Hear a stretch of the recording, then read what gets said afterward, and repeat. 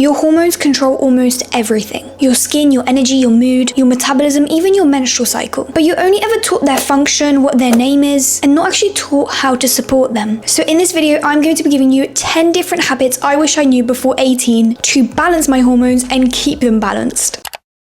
The first habit is eating within an hour of waking up. It is so important that you do not skip breakfast, especially as a woman. Eating within at least 1 to 2 hours of waking up supports your cortisol rhythm and your blood sugar balance. Because in order to wake you up, your body spikes your cortisol. So when you wake up, your cortisol is already spiked. And in order to lower that cortisol spike, you need food and you need to eat. The longer you keep that spike and the longer you keep your cortisol up, the more stress you're putting your body into and the more sensitive your blood sugar spike is going to be when you do finally eat. Women have a much more sensitive hypothalamus than men. This is due to evolution. A quick summary is basically that women had to stay at home and look after children, whilst men went out fasted to hunt for food. So men's brains and hypothalamus is used to training fasted and putting excessive strain on their bodies whilst fasted because this is what they had to do in order to get food for their family. Whereas women have evolved to not move their bodies excessively before they've had food put into their system. So the moment your body detects that food is scarce, your body goes into fight or flight and fat storage mode. So if you're trying to lose weight, skipping breakfast is one of the worst things you can do because you're triggering your body to think that food isn't going to be available and therefore your body is going to be increasing fat storage to ensure your survival in the future if there is no food. This goes hand in hand with making sure that you are not training fasted. As a woman, training fasted is really bad for your hormones. Again, it's because your cortisol is already spiked. You haven't eaten, you haven't decreased that spike. By exercising, you're just putting more stress onto your body on top of what it already has, and then obviously this is what leads to hormone disbalance, and it's just not great for your body. Make sure that you have at least something small before your workout. For example, a date with tahini or almond butter with a pinch of salt. Even just that is enough. Just making sure that you're putting something into your body before you train, and making sure it's within 1 to 2 hours of waking up. Habit number 2 is eating every 2 to 3 hours. Ensuring that you have consistent fuel throughout the day prevents your blood sugar from crashing drastically, and drastic blood sugar crashes are what spike cortisol. If your body is in a constant state of stress, this is usually what leads to things like amenorrhea, which is period loss, as your body tends to prioritize different functions in order to preserve energy within your body, and so shuts down the hormones controlling your menstrual cycle in order to expend that energy in more important areas for your survival. So eating every 2 to 3 hours is crucial to maintain that blood sugar balance throughout the day. So have breakfast, lunch, dinner, and if those gaps are any bigger than 3 to 4 hours, make sure that you are having a snack just to keep that consistent blood sugar stable throughout the day. Third habit is stop undereating. Undereating is probably one of the biggest reasons why women's hormones are imbalanced. The moment your body senses scarcity means that your body is sensing energy depletion. The moment your brain realizes that energy availability is low, it starts to downregulate your reproductive system and again save that energy to put into other areas of your body. It can also severely downregulate your thyroid function, which is essential for a healthy metabolism and consistent energy throughout the day. The fourth habit is prioritizing protein. Hormones are built from amino acids, and amino acids are supplied through protein. So making sure that you have protein at each meal and an adequate amount of protein by the end of the day is really important to make sure that your body actually is able to produce and build these hormones. Not only that, but protein is amazing for making sure that you are satiated throughout the day. It keeps you fuller for longer, reducing cravings, and your brain actually views protein as one of the most important macronutrients. So if your brain detects that you are not getting enough protein, it will signal ghrelin, the hunger hormone, because it is depleted of protein. And that is why you usually get cravings because of a lack of protein in your diet. So trust me, the moment you get enough protein into your diet, the more balanced your hormones will be, the more satiated you feel, the less cravings you have, the less food noise you have. It's really important. Another macronutrient which is incredibly important for hormone function is healthy fats. Diet culture has demonized healthy fats so much. It got to the point where people thought fats make you fat. It's actually the complete opposite. If your body is not getting enough healthy fats, again, it won't be able to produce the hormones that it needs to produce, which can actually lead to more fat storage because it's spiking your cortisol and putting your body into this stressful state. Some examples of protein that you could be eating are eggs, tofu, chicken, Greek yogurt, fish. Some examples of healthy fats are avocado, nut butters, seeds, olive oil. Habit number 5 is strength training instead of cardio. Again, this is something that was constantly reinforced within diet culture, especially within the 90s and the 2000s, is for women to focus on cardio rather than strength training. But strength training is the key to longevity. The more muscle mass you have has been directly linked to a longer lifespan. Other benefits of having high muscle mass are decreased insulin sensitivity because your muscles are using the glucose to grow, increased metabolism, and better hormone regulation. Habit number 6 is going to sleep before midnight and having a consistent sleeping schedule. Making sure that you go to sleep at the same time and wake up around the same time every day is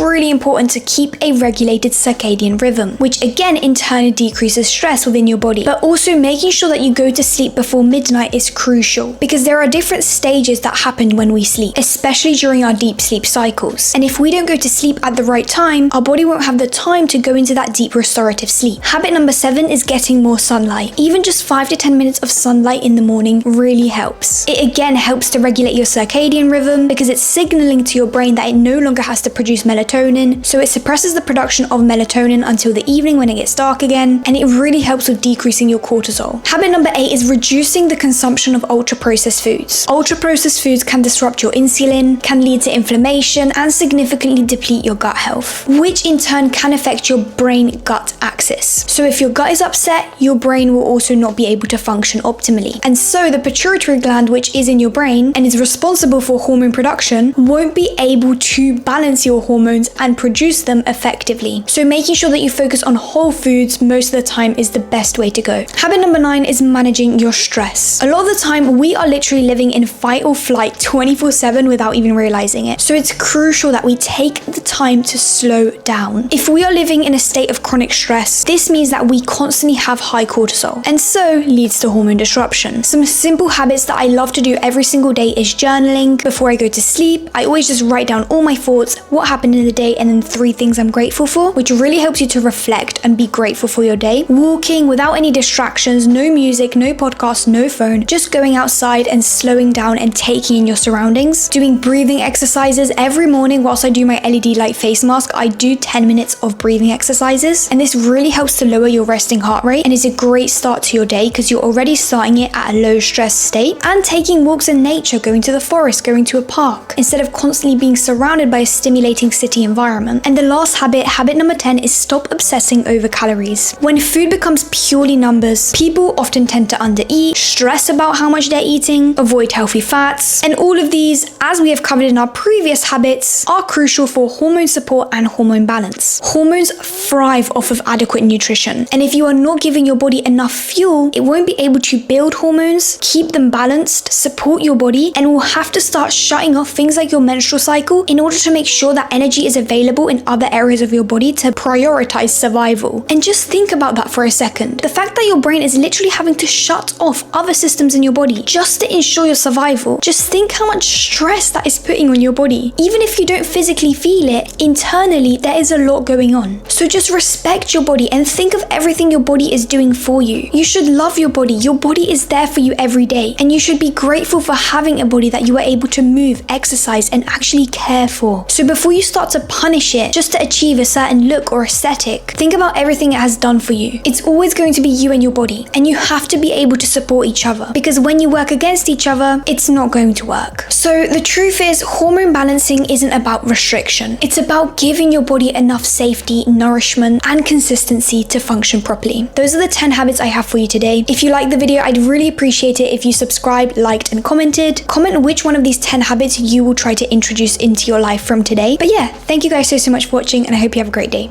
Bye!